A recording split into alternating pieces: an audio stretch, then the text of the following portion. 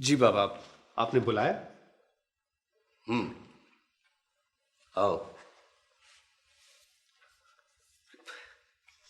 क्या बात है?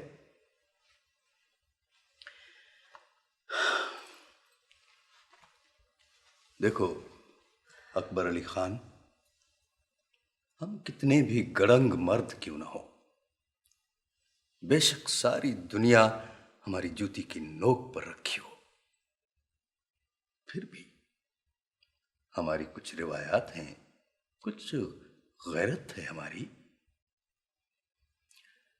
लाखों मर्द हमारी बंदूक की नोक पर क्यों ना हो, मगर औरत जात पर हाथ उठाना हमारा काम नहीं है। ये मैं जेब नहीं देता बेटा।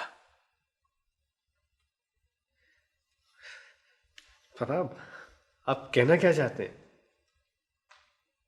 मेरी आंखों में आंखें डालकर बात करो अकबर अली खान।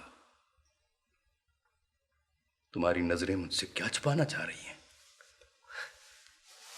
कुछ भी तो नहीं, कुछ नहीं बाबा। तू समझता है कि मैं कुछ नहीं जानता? मैं तेरा बाप हूं अकबर अली खान। मैं